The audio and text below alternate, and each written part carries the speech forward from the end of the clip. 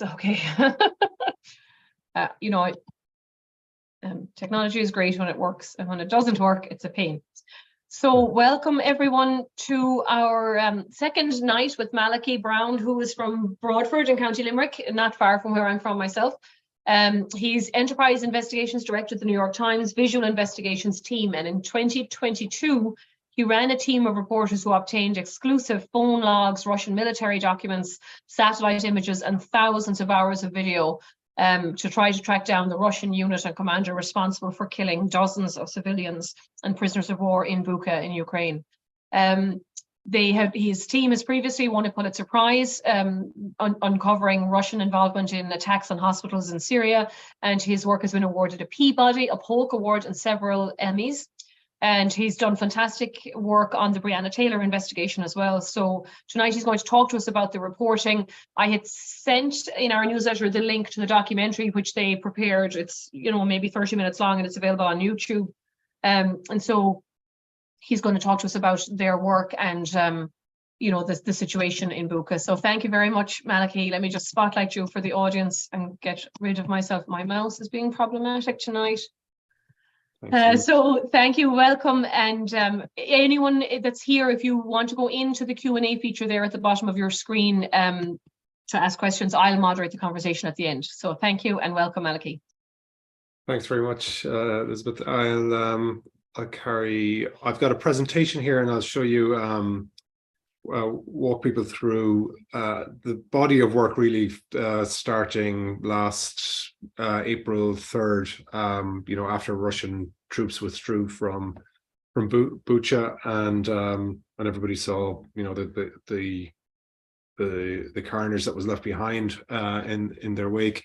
One thing I'll say at the outset is I'm explaining it, but the reporting was led by Yusur Alhu and Masha Froliak, who's from Kyiv, not too far away from Bucha, who were reporting for months in the lead up to the invasion, but also, on the morning of April 4th, got in there very quickly. And it was the first of 3 trips. They spent over 2 months in total on the ground there, collecting documentary evidence, talking to witnesses, working government sources. They talked to, we counted it recently, over 45 people in government agencies to obtain the material that was the evidence that we used in these investigations. And in conjunction with our visual investigations team back here in New York, translators, video editors, motion graphics editors, and working with senior editors at the paper and legal and standards department. So it was a big team effort. So I might be the face of it tonight, but they definitely led the reporting on it and a lot of the effort. And Yusur and Masha in particular did an incredible reporting on the ground. Anyway, that said, I'll get started with the presentation. One second, stop to share. Hopefully that works. Can you see this? Yeah. Sorry, we can. Yeah, perfect. Okay, great. The visual investigations team that you heard about, we're a group of reporters, video editors, motion graphics folks who use information that's available on the open web a lot of the time, but really we're rooted in the forensic analysis of audio and visual evidence, or any documentary evidence, and combining that with traditional reporting to answer all of the fundamental questions. We do a lot of conflict work, and it's very much an accountability driven team. We've done, as you said, investigations into Breonna Taylor in the past, but also the Capitol riot and shootings in Nigeria, and the US botched drone attack in Kabul, etc. So I'm going to talk about Bucha, and the main documentary is available that you see at the bottom here. It started that weekend, first weekend in April. As I said, the Russian forces left the town, and there were bodies just scattered everywhere. I think many people will have seen the pictures. Bodies in half buried in gardens, in basements with their hands tied. looked like they were executed, littered across the streets. And there was one street in particular, Jablonska Street, where there appeared to be dozens of bodies, and we counted well over a dozen in our first pass at this. Of course, the Russian response to that at the time was, well, our forces had left the area by this time, nothing to do with us. It's a staged provocation. It's another hoax created by the West in concert with the Ukrainian authorities. And these bodies are new. These bodies just, they arrived, after our troops withdrew. And in fact, some of them are actors. They said, you can see that the bodies, that they're still moving. None of which was true. And we were able to prove that quite simply by going to satellite imagery. We have access to platforms like Maxar, which gives, which powers the satellite imagery on Google Earth, or Planet, which is another satellite imagery provider, and there are many others out there.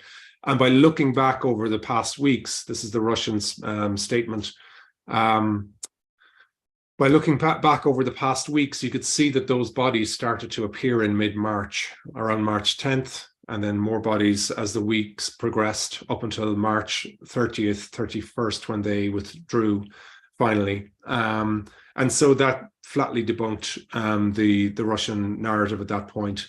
So, I mean, the process there was my colleague Hayley Willis geolocated the videos, and that means that these videos, as officials and reporters first entered Bucha, and Times reporters were amongst the first in there, they saw all of these bodies. We're accurately positioning them along the street. And as I looked at satellite imagery after that, you could see that these body-like shapes were in the exact same positions. And as we got higher definition footage, you could see that their clothes were the same, the dark tops, light pants, etc., and that they had laid there for ages. So it was, it was very clear evidence. But then the question became, well, what happened to these people? By the way, those images ricocheted around the world. Usually the Russians ignore it, but I think they picked up so much steam that they ran them on their state news, their primary news channel, and so these satellite images are also manipulated, and these are fake reports. So then began the process of, well, who are these people? What happened to them, and who's responsible? And so we embarked on a months-long reporting process. User and Masha were going around interviewing witnesses, survivors, people who remained in Bucha. Lots of the population had left, and there was a consistent story coming from them that we heard, that the Russians came in, occupied the town, interrogated people, held people in basements, executed people, took their phones from them, and so on and so forth. But we knew that we also needed documentary evidence, and so User and Masha walked up and down the streets, found CCTV footage, extracted what they could, went to authorities, obtained more because the Ukrainian prosecutors were investigating as well, and also collected witness video from people who were hiding behind curtains and upstairs in their attics and filming the Russians as they were going about their business. And we also got drone footage from the military as well. So that allowed us to really retrace the Russian invasion of Bucha and their movements in the weeks that they were there. So these are, this is the reporting behind this first story. There was one site where 8 people were found apparently executed. Again, the Russians denied that they had anything to do with it, but witnesses had told us that they saw the men being brought there and they heard them being executed. We spoke to their family members, doctors, coroners. User and Masha talked to Ukrainian police and investigators, military officials as well. And then all of this was down below is the documentary evidence that we collected, including death certificates for several of the men that User and Masha got from their relatives, text messages of the men because they had been hiding overnight and were later discovered. Anyway, I'll walk you through the process. These men were had recently enlisted. They were civilians before the war. They had enlisted in the territorial defense to protect Bucha. They were manning a checkpoint when the Russians entered the town, and they took shelter in a nearby house with a man who had been bringing them tea and coffee. And they had one rifle between them. They had a grenade between them, and their job was really mainly like managing traffic and checking residents who were coming up in and out of Bucha. Because the Russians at this stage had already tried to come through the town and had been repelled. And so they were swept up afterwards. And, you know, these are some of the witnesses. Біля забору стояли на колінах хлопці з зв'язаними руками ззаді, і футболки були натягнуті на голові. Один із хлопців лежав. Вони вже були полуроздягнені, руки тримали за голову. Їх всіх у ряд поставили на колінах, лиця до землі. Вони, хлопці оцих із самооборони, повели до себе десь у штабос, центральний вход там, будівлі оцієї. А через минут 5 почули постріли, ось стояли ж, бачили, що повели їх під дулами туди, за будівлю.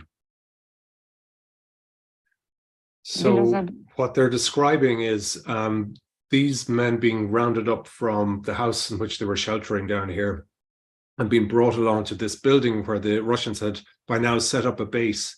And the witnesses from the surrounding houses had also been gathered up and rounded up and held in a separate group here. So they saw the men being marched in with their shirts put over their heads, and then gradually taken to the side of the building where they heard gunshots.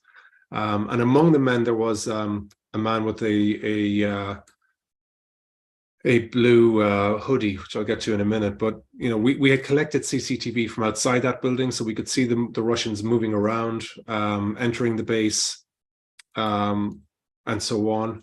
They also tried to disable the security cameras, but some of them kept rolling. Sorry, just go to the next slide. And we'll let this play out.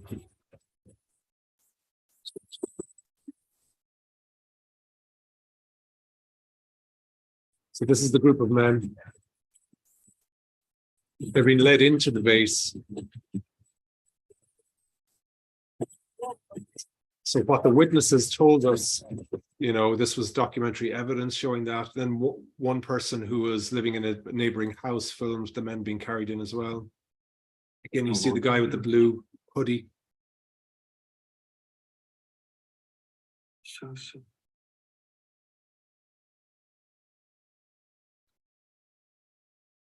Нет, их больше. Там у нас заложники. А я не знаю, уже, наверное, у нас заложники там лежат под забором. Я не знаю, их видно или нет, но только шевели. Ну, у нас сидят под забором. Да, у нас под забором. 1, 2, 3, 4, 5, 6.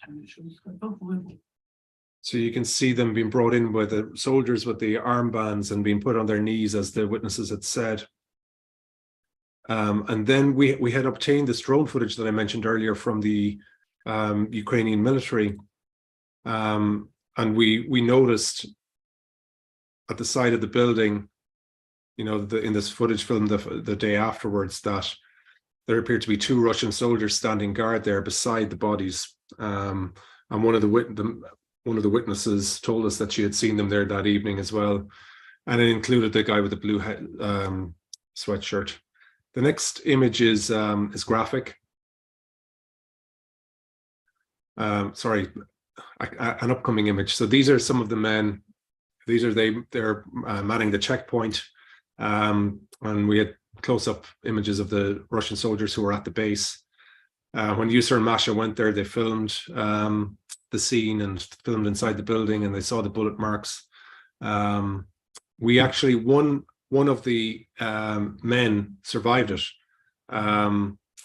He was brought around to the back of the building. He was shot, bullet went in through his abdomen, came out, and he lay on the ground still until the Russians left, and then he escaped.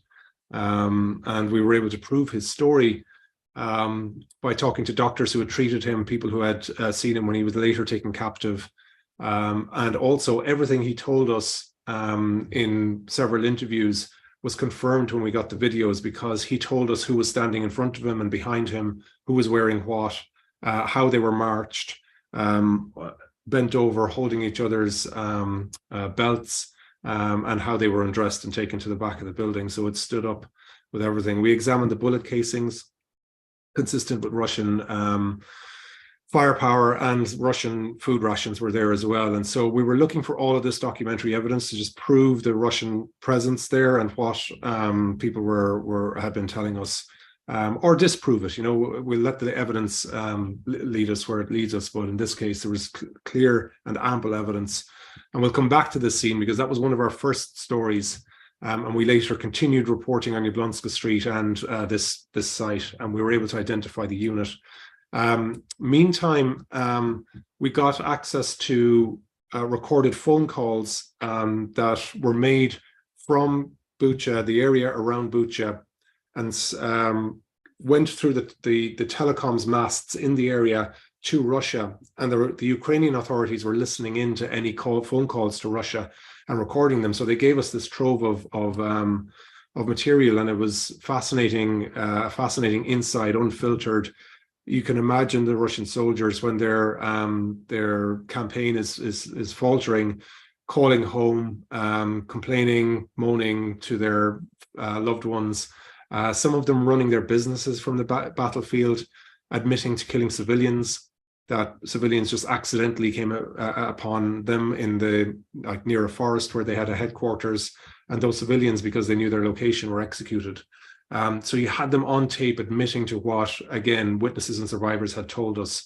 It was really interesting, and also quite damning indictments of their commanders and the whole strategy, and Putin's whole strategy. And this is interesting because it's at a time, it's only 2 weeks into the campaign, when the propaganda machine is at full throttle in Russia. And so you can hear some of the soldiers trying to convince their family members back at home, don't believe the hype at home. This is the reality on the ground. We're stalled. We're not making any progress. You know, they were equipped for a quick campaign, but now they're they're in occupation mode, and they're ill-equipped for that. So it was really fascinating insight. Just some of the things that they were saying here.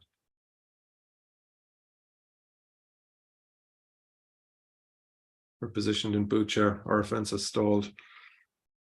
Losing the war. Anyway, you'll find this on the Times website if you Google "Putin is a fool."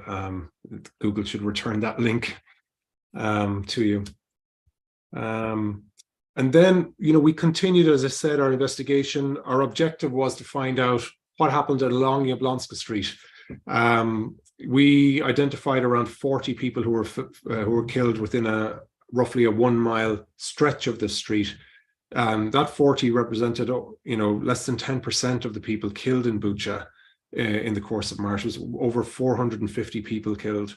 Most of them violent deaths, shot dead. You know, almost all of the people that we found in Jablonska Street were shot dead. Yusur and Masha tracked down their death certificates.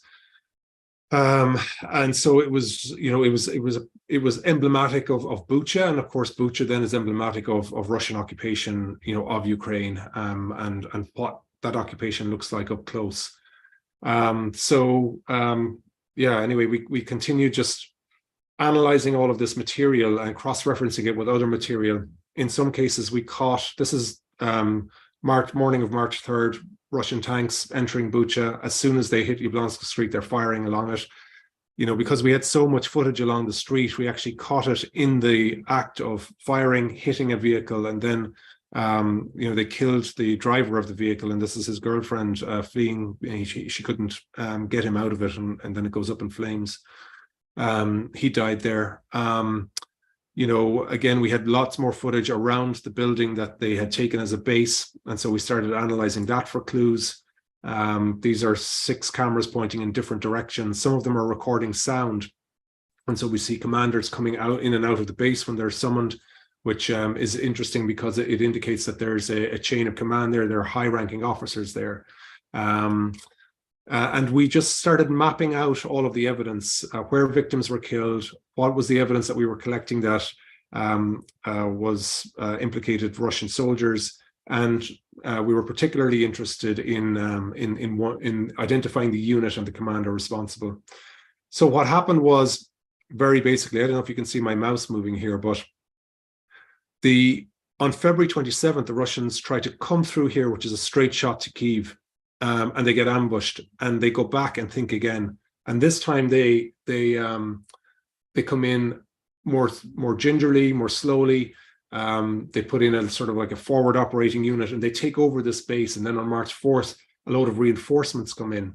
And March 4th is the day when those 8 people are killed at the side of the building here, but other people are killed around the building around the same time. This is that victim that we just saw in the car. So we start, specifically pinpointing where everybody was killed.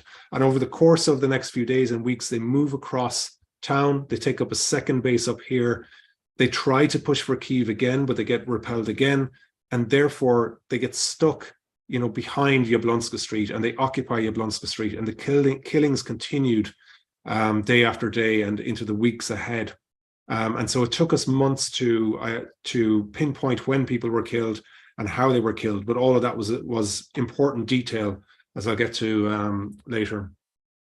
So the drone footage, the CCTV footage, it allows us to kind of map and chart their movement across the town. This first site is the one that you saw. There's that graphic image that I was talking about, the man in the blue hoodie. These are the men who were executed, and you see them being led in from a different angle now. And we, as part of the main documentary, we went back to those witness interviews and explained what happened. What we also discovered was, I had mentioned earlier that witnesses were saying that their phones were taken by the Russians, sometimes not returned. And we thought, what if they're doing the same to the victims? And indeed they were, and they took the phones off these 2 men, Yusur and Masha, found out. And because we know the time of their death from the CCTV footage and the witness testimony, and we also found even drone footage that's even closer to the time of death. So we now have a window in which these men were killed. These guys took the phones and started calling home in Russia. And Yusur and Masha, again, they petitioned authorities and law enforcement agencies in Ukraine for the phone records of all calls made or text messages made to Russia from the region in March. And lo and behold, hours after their phones were taken, we find Russian units calling home using their numbers. And they're calling home multiple times. But using those numbers, in Russia, a lot of information is linked to phone numbers, so we can identify who they're calling from their victims' phones. They're used to register social media accounts. They're used in vehicle registrations. They're used in payroll databases. And a lot of this is information that's out there because there's a black market in Russia, and some of these databases have been leaked. And so we were able to work with the Center for Advanced Research Studies, who had several of these databases. We found them ourselves online, and we created a master database of around 200,000 past and present Russian soldiers. And using all of this information, we were able to identify the loved ones, see who their friends were on social media or on or find their profile photographs on WhatsApp or Viber or Signal, these messaging platforms, as you would with your friend, and use all of that information to map out who their friend network was. And we found that, we were looking for men of military age, and we found boyfriends, sons, husbands on those profiles who were paratroopers from Pskov in Russia, and who were friends with other paratroopers in Pskov in Russia. And as we started mapping all of that out, this is Yusur and Masha again, mapping all of this information out and ultimately calling the numbers, we were able to identify in this instance alone that the 2 phones were used by all of these soldiers. We suspect that all of them are the 234th, but we confirmed that most of them were in the 234th, either through their social media, those databases that I was talking to you about, or by calling relatives of theirs in Russia and talking to them. Some of them are dead now, and so there were aggrieved relatives who were willing to talk. Was it 5 or 6 soldiers actually spoke to us as well about their time in Bucha. So you can see how often Ivan Skiba's phone is used. They're literally passing it around the unit, and we know from the phone records that they're making phone calls one after the other. So they're all together with each other, and you can imagine them after their day's work is done going, hey, we got a phone, let's call home, see what's going on. And so that's what was going, that's what we managed to do. Meanwhile, Dmitry Kavin, who's also Ukrainian, who's a member of our team, Christoph Kotel and Haley Willis, went about analyzing all of the material that we had collected. And the Russians had painted over their tanks, but we found some numbers were not obscured to the extent that their commanders would have wished. And so there are the numbers, the models of the tanks, and the symbols on the tanks. This tactical marking denotes the 234th. And so we found those tactical markings on the same numbers, the same models, and we found them in archival training videos, Dmitry and Christoph and Haley, of this unit at practice. So we knew not only were the soldiers in the 234th, but they're riding vehicles in the 234th as well. And this is, in February, just a month prior as they're preparing to invade. Left behind in the building were boxes of ammunition with packing slips and the 234th on that as well. And also then, as Yusur and Masha were walking around Bucha and interviewing residents, they found somebody who went out and about after the Russians were repelled in their first advance, and they skipped town so quickly that they left behind bags of documents. And in those documents were the communications strategy of these groups, and there were military plans as well that the authorities obtained, which I can talk about. But in the communications, you had different radio frequencies for the commanders. These are all the commanders in that broad division, and the 234th is one part of that division. It's the biggest part of it, and the commanders' call signs are in there. And so they'll communicate with each other. And then we got all of the other call signs for lower ranking officers as well in the same division. And they communicate on a different frequency. And so we went back and listened to all of the footage, and we had other Ukrainian and Russian speaking translators on the team. And they found those same call signs: Astra reporting up to Uran, who's the commander, and Flakon, who's there on the ground on March 3rd, and we believe the rest of them are there thereafter. So it shows that this isn't a rogue element of the 234th at work. This is a very strategic and planned and organized operation of occupying the area and securing it for the forces that will come behind them. So again, as they spread out, we collected more evidence as they moved over towards this intersection on March 4th. The morning of March 5th, rather, to take up a second base, because they had outgrown this base. Their reinforcements were in now, and they were going to spread out around the town. And they basically turned that whole area into a kill zone once they arrived here. So as they secure this junction to take up that base, they start shooting down this street, and we see in some of the drone footage that I showed you earlier, victims starting to mount there, but Yusur and Masha again found a witness here, Victor Shatilo, who lived further along the street and started documenting it himself on his phone. He said to us that he wanted evidence of what was happening. And so this is a blue van that's shot up, a 68-year-old cyclist who was killed on the spot as he was cycling. We caught the Russians at the moment that they shot up the van. There was 3 women and a 14-year-old girl inside there, and they were making one last trip out of Bucha. This woman who was driving, she was taking her friend and her neighbor and the daughter out of there, and she was leaving herself. But up until then, she had been evacuating people out of the town. And just totally randomly, she could have taken a left at the junction back further, but she, unbeknownst to her, the Russians have now quickly moved across town. And as it was with so many of these victims, just happenstance, they turned onto Yablonska Street, and the Russians just killed them instantly. And so there's another victim within 40 minutes of that first photograph being taken. The van now has been shot up and is on fire. And the killing just continued along that street. Back at the intersection at that time, we figured out that the commander had now traversed the entire street, and they had occupied lots of buildings and homes along that street, and was up at the front observing what was happening as they continued to kill civilians. In this instance, back at the intersection, there's a cyclist, if you have seen the documentary, who is cycling home to her husband. She had been camped out at work for a week, since the war started.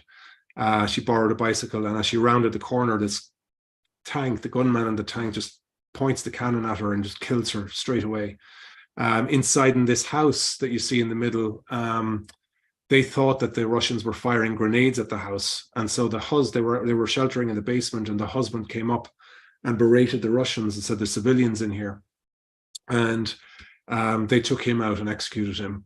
And we interviewed his wife as well, and so they were describing the soldiers that were there and what happened to them. So again, this idea of witness testimony being supported by the evidence that we're collecting there, and how they describe the Russians are precisely how we see them with the St. George ribbon on their hats. And again, her husband's phone is taken.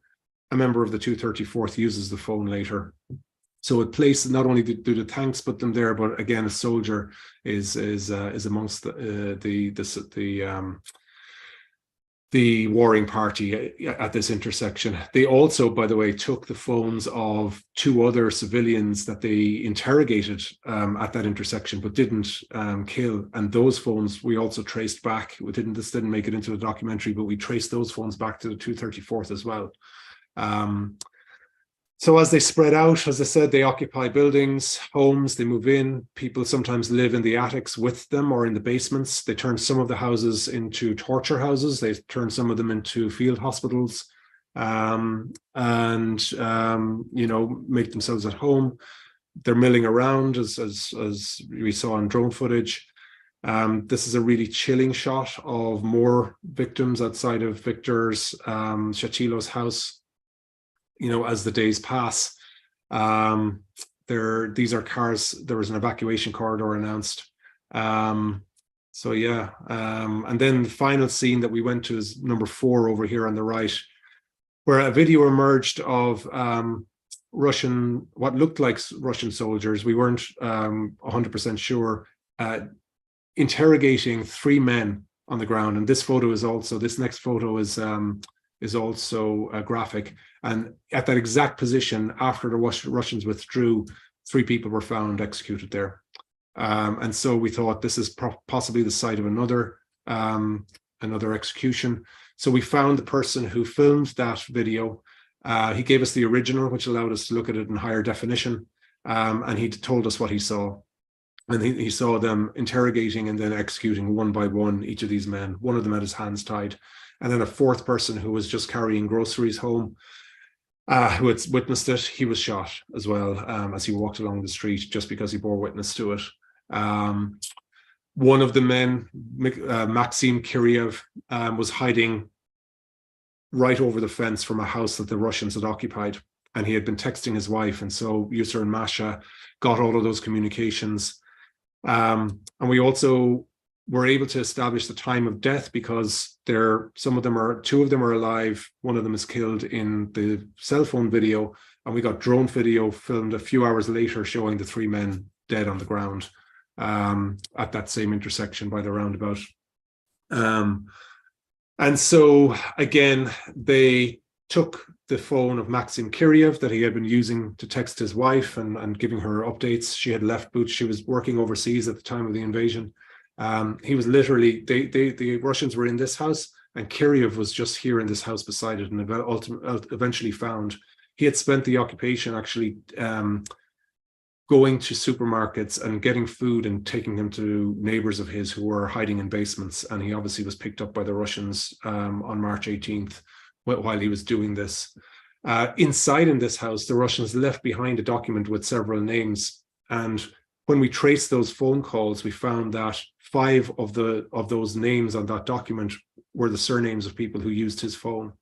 And so the evidence, again, the proximity of the evidence to these killings is pointing to these soldiers. And again, we confirmed that 8 of them, likely more of them, I think we've got more of them now, were members of the 234th Regiment. And not only did they use Kiryev's phone, but Pavlo Valko, who was killed a week earlier, back over towards Victor Shatilo's house, who was filming from his upstairs. They used his phone too.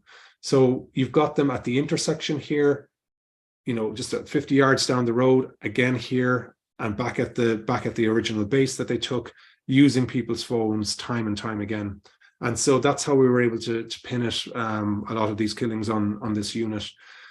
And of course, in the course of these are the people they killed, and more. And that was a really important part of the story, finding out what happened to these people, what their stories were. Musa and Masha and Haley spent a lot of time collecting and trawling through a Telegram channel organized by the local police and comparing the clothes of the victims on the street with the clothes that were later logged, talking to victims' relatives. It was a really very tough reporting process, but they managed for the first time to name 36 people who were killed along the street, in turn helping the prosecutors inadvertently, who had either misidentified or didn't know some of the victims, proved what happened to the 3 women and Anna, who you see here in that van, and many of the other victims, showing that this Russian unit was responsible for their deaths. And so this is a story that they produced in print, but there's also an interactive, which is really heartbreaking to read, but it tells you about their final moments and the search for their loved ones, search for them after they went missing, while the town was occupied. These are the names of the victims and their ages. So I'll stop there and take any questions.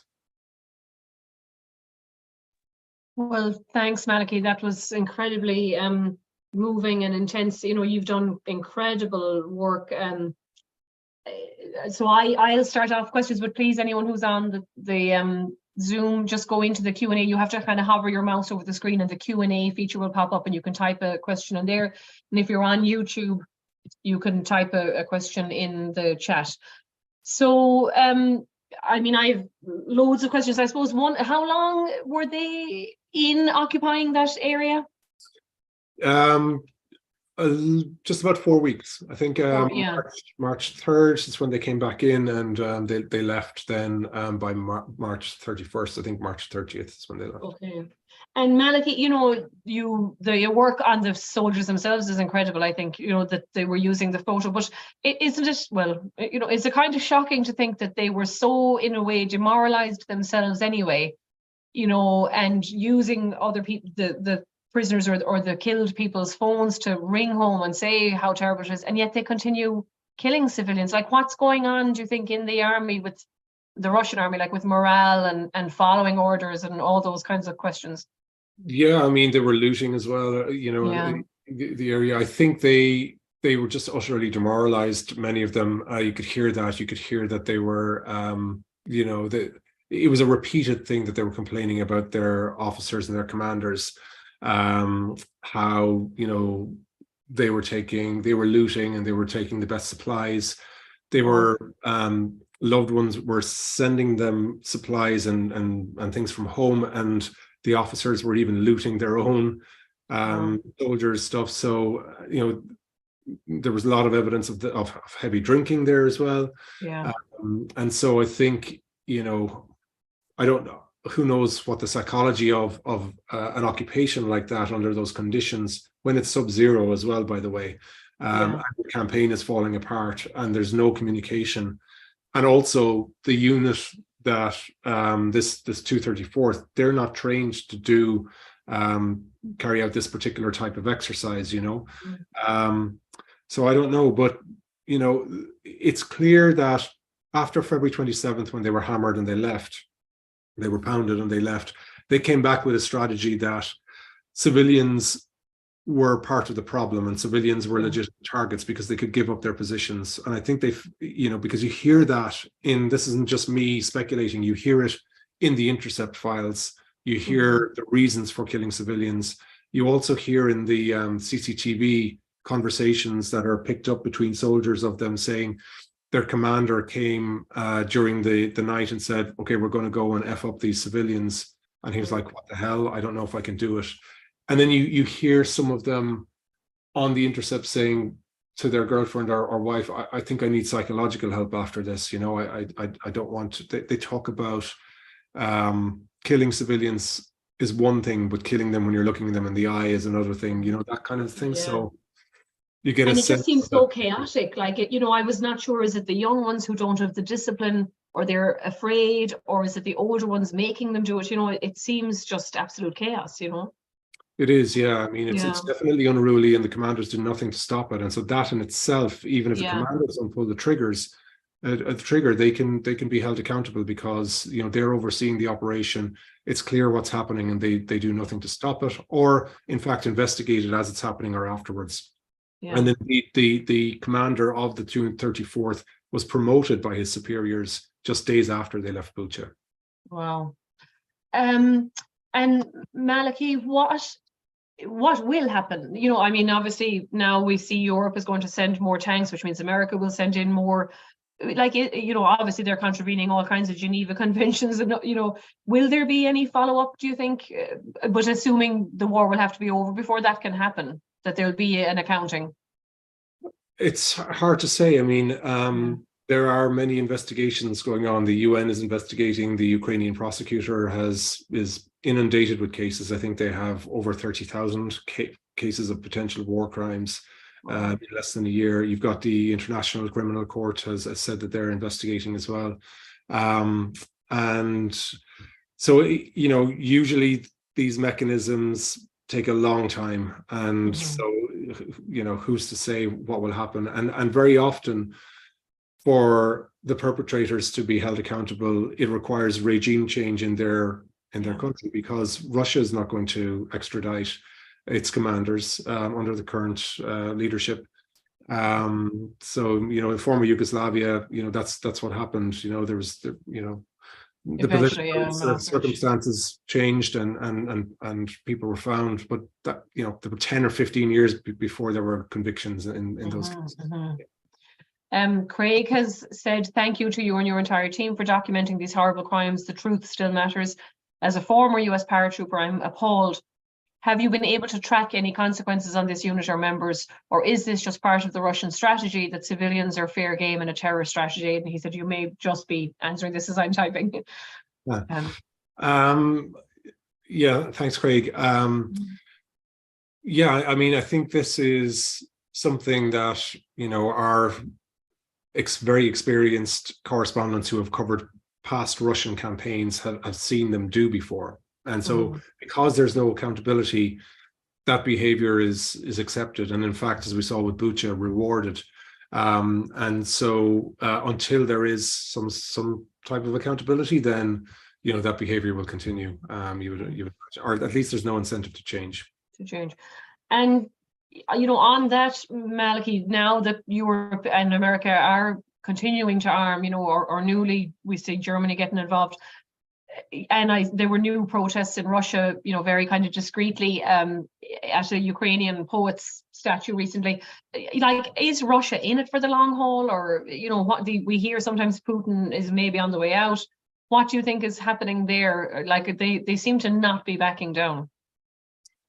No, it seems that we're in for you know, a prolonged campaign. I don't know myself, because I'm not, you know, covering Russia. I'm not covering the politics of Russia. You know, we're an investigative unit that does this sort of stuff. But I you know, what's happening at the moment is that Ukraine is being armed to the teeth, and so you can probably foresee a fairly intense campaign in the southeast of the country. What Russia puts up against that, because they don't seem to be able to match the firepower yet. They could with manpower, all right. But, you know, it's yet to be seen what happens there. But it doesn't look like changing much in the near term. Yeah, well, and it looks like, you know, in the early days, well, of course, everyone thought Ukraine would be overrun, and then there was worries. It was so close to the Polish border, and would China get involved on the other side?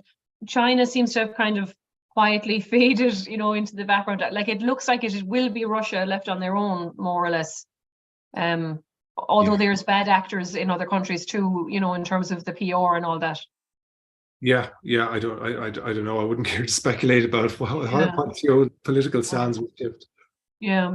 So on your own, the technical side of stuff, I was fascinated at the start when you're putting it all together and you have all of these different sources. And I was thinking it's hard to know these days if that's a plus or a negative, because we've got these deep fake AI videos now that can, put words in Nancy Pelosi's mouth, or, how skeptical are people in this new age that we're living in? Like, when you can say, like, here's the satellite, here's where the guy was standing, here's the man inside his window photographing it, we caught them on tape talking. Like, do people believe that this is true, or is the Russian, ministry saying that this is a deep fake? Do people believe that? No, I think that what we found like about visual investigations and our mode of storytelling is that it's transparent and walking people, and we consciously do this. We're saying, don't take our word for it. Here's the independent evidence, and it's cross corroborated by multiple factoids that we've extracted from it, and multiple bits of information, and the witnesses and the people who survived this as well.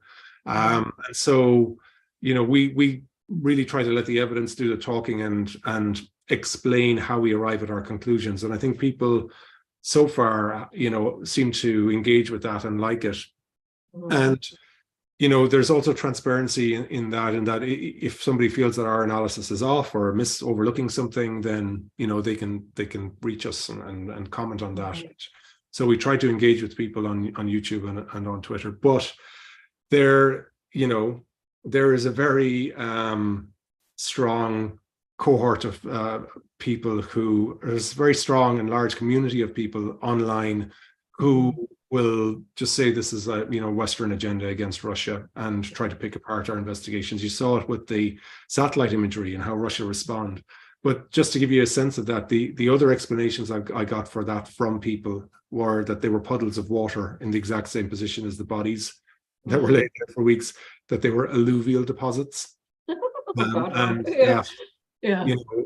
various other explanations as to why these satellite images didn't show bodies, when anybody with a fair sort of perspective or fair mind would say, this is clear as day what's happening here. So I mean, it's but you can't try to convince everybody.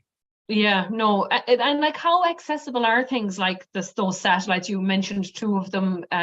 Like, I can't go in, right, and look at images or download images. I know you can with the Google Earth type stuff, but like, these are not things that can be manipulated or added to afterwards. Like, this is.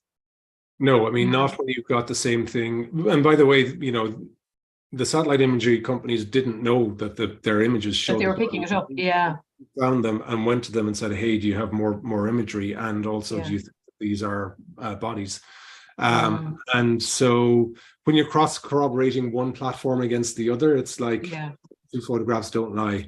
But you can also do things like, if you had skepticism about when a satellite photograph is taken, because every image has a hour, minute, second, and date. So, and we know roughly when those satellites are. You actually have tracking information about where the specific satellite is, what angle it should be taking the photograph is at that time. And of course, we've got sun calculators. And so if there are shadows there, you can calculate the length of the lamppost of the shadow that it's casting and the angle of it. And so there's all of this other sort of physics type information out there that allows you to independently verify it. So there's an abundance of evidence out there. I think, what was really interesting to me and Christoph Kotl, who's sits beside me at work and was one of the lead reporters on this, is the abundance of evidence now while a war is happening. And so Ukraine, I think there was a lot in the Arab Spring and in Syria, but Ukraine really, for us to arrive at, a fairly conclusive piece about what happened in Yablonska Street just 9 months afterwards, kind of shows the amount of crime scene evidence that's available if you kind of put your mind to it, I think. And I And think then that's, even you go ahead, sorry. and that's good for the type of accountability that one would hope would arise. Yeah. From.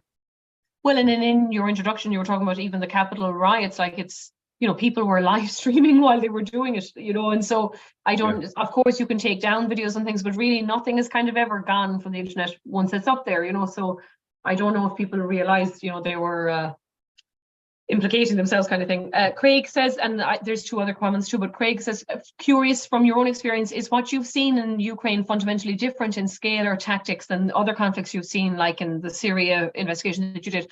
Is it different or just getting more focus? Because the West is paying more attention because it's in Europe, and that's something that is coming up a couple of times. All right. Yeah, I think definitely it's garnering more interest than, Syria at the height of it, did garner a lot of interest, but I think as the war progressed, there was perhaps a certain fatigue about it. As for the Russian tactics, they're quite different in Syria than here. In Syria, yes, they had Russian military police on the ground, but it was primarily an air campaign, whereas Russia doesn't have control of the airspace over Ukraine to the same degree. So that's why they're launched. At the fringes of Ukraine, they do, and they're launching these cruise missiles and occasional bombings. The theater in Mariupol, it looks like, was bombed by Russian aircraft. It's quite different. It's more of a ground invasion than a sort of an air wars scenario. There's still, they're in, was it 2019? Again, we used similar methods to use intercepted cockpit recordings of the Russian pilots on their sorties as they were bombing hospitals, because we knew. And so, it was again using that with the ground footage and comparing the metadata, which is the time of the audio, where they're confirming their bombings, with the time of the video that shows that hospital being hit. And then sometimes they were actually speaking out loud the coordinates of those hospitals, and so it was clear that they were bombing that location. Anyway. Yeah.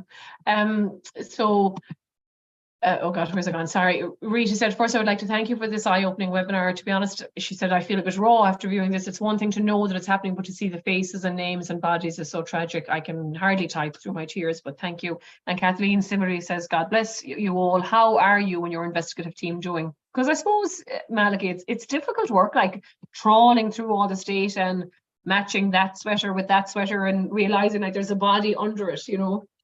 So how are you doing?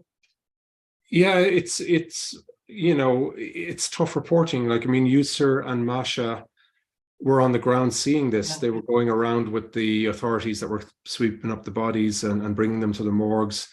Like, not to add to the horror all that much, but like they went to the site of woman who was being taken from the front seat of her car, and there was a shell implanted in her head and she had laid there for weeks. And so you can imagine like how traumatic that is, seeing that. So, and also several of our team on this story are Ukrainian, and so it's close to home for them. So it was definitely a challenging story, I think, for all of us. And I think we're used to it, and which is good in one way.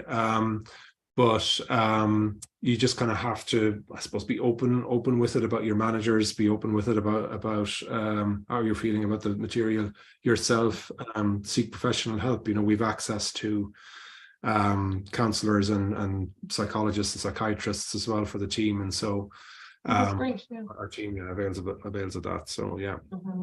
And are the two reporters in and out of Ukraine, or are they, staying there all the time? Like, can they debrief kind of? Yeah, last year they were there for I suppose the first 4 months of the year, and then they came back for a while, then went back again for about 5 weeks, came back here again. And so we produced stories, when they were back, and then they went back again in November for another couple of weeks to wrap up reporting, and this larger piece came out in December. So they were over and back quite a bit. They were taking all of this month off, deservedly. And so we're going to regroup when they're back next week and see what our next targets are. But mix of that. But while they're over there, just to give you a sense, like they're going back, they're going to Bucha, they're going back to their secure location in Kyiv, and they're transferring material home. Like there was, anyway, terabytes might mean nothing to anybody, but there was 23 terabytes of video footage that they collected. And wow. So that's a which they have to physically bring back. Like you can't email that, you know. We do have ways to transfer stuff, so we transferred some of it, but some of it came physically. Yeah, you had to move, and you're couriering it out of a war zone as well, and so you have to take security precautions with that, and then there's a whole security detail that they're working with too, and they're in Bucha. But yeah. Well, and I was going to ask you, what is even the kind of setup in terms of like consular services and stuff? Like, is there systems on the ground with either UN or US or, you know, some kind of an embassy or something that you can go in and out of?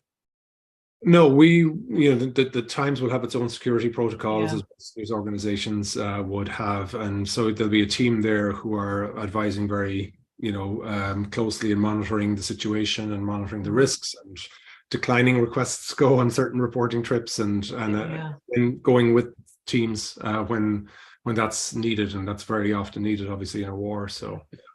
Well, I saw a report, I think it was in the Times, and I can't remember, of course, the number now. It was either 5 or 15, but the most amount of journalists in a long time were killed last year. So I imagine some of that was, in Ukraine or one of these, as opposed to, regimes that are killing journalists.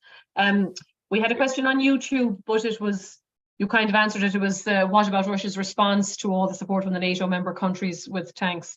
So we did touch on that. Thank you, YouTube viewer. And let me see. How can the public support your important and tragic work? Thank you for asking that question. Our subscribers enable us to do it. It takes a long time to, and a big team to do investigations like this, and it's down to subscriptions, basically. Sharing the work as well. If you can, it's outside the paywall on YouTube, and if you go to nytimes/Bucha on the website, you'll get the film and the takeaways. So I think just sharing it, making people aware of it, and subscribing if you can, and not just to the Times, local journalism as well. I think journalism has been struggling financially, and you see a lot of news outlets letting people go at the moment because the economy is quite on shaky ground at the moment. Yeah. Well, and I think we seem to have forgotten, Malachy, like how important that fourth estate is, and I mean, you were saying that you're not technically the journalist covering it, but like it is important that we're getting objective or neutral or whatever the word, that you want to look at information is, like that there is an objective reality. There are facts and dates and figures and statistics that on a range of topics like that need to be recorded and reported, and that we should have faith in media like to do that, and so it's aside from kind of the money, the whole trust in the system, it has been so eroded in the last number of years that has to have had an effect on you guys too. There was always conspiracy theories like about the moon landing or whatever, but it's just gotten so much more widespread now. It's true. I mean, I suppose technology is that accelerant of good and bad information, and sometimes the quality information is lost in the mix, as you say. Like we can all have a podcast, but what do I know? So that fact finding, that sourcing up all of the work that goes into the production as well as the reporting costs money, and so the more that we can support that, at least journalism that's fair and balanced anyway. Yeah, right. Lovely. Tagline there. Are you competing with other news outlets and intelligence agencies to find and analyze this information? I suppose you would be, really, Yeah, we are. But maybe your assets outstrip other ones. No, we are. Yeah, we definitely are. In this type of reporting, the Washington Post has quite a sizable team now, and they call themselves the Visual Forensics Team. They're slightly different. They're more newsy than we are, but they do good investigations too. The BBC has a unit called the BBC I unit, and they do similar things as us. Wall Street Journal have started to do it. And then, you know, you just have on a major story like the Ukraine conflict, it's competitive. And part of the reason actually that we that first story of the Russian base where the men were executed, you know, we felt that we were reporting always with the goal of producing this film. You know, if we could get the reporting that would identify the unit, for a long time we didn't know that we would be able to get that, by the way. But we felt that this was one discrete piece that we could peel off, and that perhaps it was competitive because we knew that other news organizations were looking at this site. And so we ran it. And then about a month later, the BBC ran a story on the same execution of those men and the families left behind. And then after that, AP and Frontline ran an investigation as well that was centered on that part of Bucha too. So sometimes you have different news organizations, and the thing is, like, we try to build upon what each other produces, and of course get our own independent confirmation and corroboration reporting. But yeah.